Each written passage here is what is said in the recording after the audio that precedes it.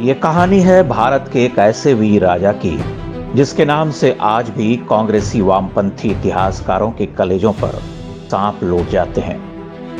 वो राजा जिन्होंने 11वीं शताब्दी में मुस्लिम आक्रमणकारियों को ऐसा मुंहतोड़ जवाब दिया था जिसके बाद लगभग 150 वर्ष तक उन्होंने दोबारा पलट कर देखने की हिम्मत नहीं की। हम बात कर रहे हैं श्रावस्ती के राजा सुहेलदेव की। आज के उत्तर प्रदेश का अवध, पूर्वांचल और नेपाल से लगे तराई के इलाकों में राजा सुहेलदेव का शासन हुआ करता था। लगभग 1000 वर्ष पहले की बात है। मुस्लिम आक्रमणकारी महमूद गजनवी की सेना सिंधु नदी को पार कर भारत में घुस चुकी थी।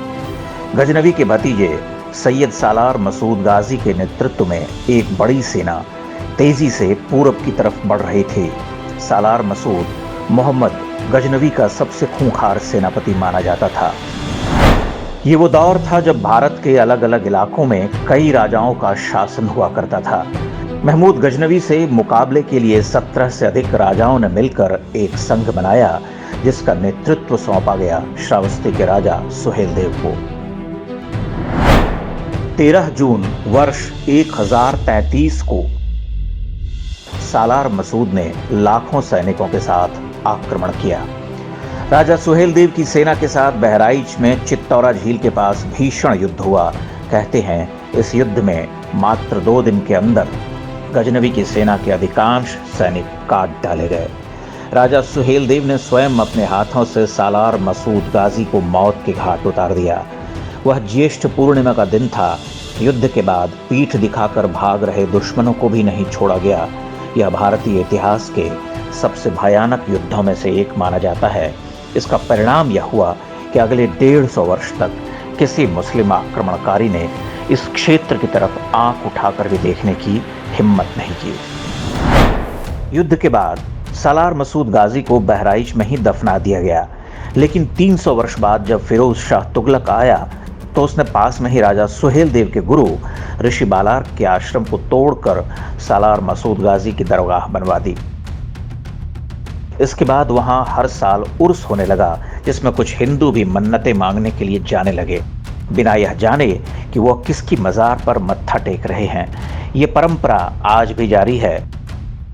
16वीं शताब्दी में महाकवि तुलसीदास ने भी इस पर व्यंग्य करते हुए लिखा था, लही आँखी कब आंधरे, बांझ पूत कब ल्याए, कब कोढ़ी काया लही, जग बहराइच जाए। अर्थात पता नहीं कब किस अंधे को आंख मिली, पता नहीं कब किसी बांझ को पुत्र हुआ, पता नहीं कब किसी कोढ़ी की काया निखरी, लेकिन फिर भी लोग बहराइच जाते हैं। उस दौर के मुगल शासकों ने सुहेलदेव के वंशजों से हमेशा दुश्मनी निकाली। उन पर बहुत अत्याचार किए गए। बाद में अंग्रेजों ने भी उन्हें क्रिमिनल ट्राइब घोषित कर दिया। आज़ादी के बाद जिन कांग्रेसियों और वामपंथियों ने देश का इतिहास लिखा, उन्होंने भी राजा सुहेलदेव से बदला लेना जारी रखा और उनका नाम ही इतिहास के पन्नों से मिटा दिया। हालांकि वो राजा सुहेलदेव को लोक स्मृतियों से नहीं मिटा पाए। पूर्वी उत्तर प्रदेश के इलाकों में सुहेलदेव की वीरता के किस्से आज भी लोकगीतों और लोक कथाओं के रूप में सुने सुनाए जाते हैं। कि अरे गायों का सेना आगे, अरे कई के छाल करिया करन समरिया चले। प्रधानमंत्री नरेंद्र मोदी के सत्ता में आने के बाद पहली बार राजा सुहेलदेव को पहचान दिलाने का प्रयास शुरू हुआ। उनके नाम पर एक ट्रेन चलाई गई और एक डाक टिकट भी जारी किया गया। प्रधानमंत्री मोदी और मुख्यमंत्री योगी आदित्यनाथ ने पिछले दिनों बहराइच में राजा सुहेलदेव की स्मारक की आधारशिला रखी है।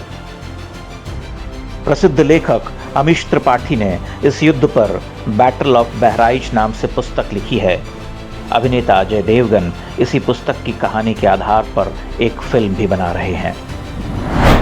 भारतीय इतिहास से राजा सुहेलदेव की कहानी को एक सोचे समझे षड्यंत्र के तहत हटाया गया था।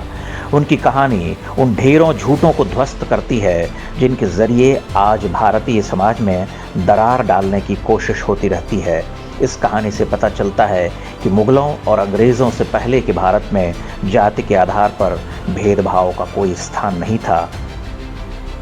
जिन 1.5 दर्जन से अधिक राजाओं ने सुहेलदेव को अपना नेतृत्व सौंपा था, उनमें सभी जातियों के राजा थे, यानी उस दौर में महाराज चुनने का एकमात्र पैमाना योग्यता थी, न कि कोई जाति विशेष या वंश।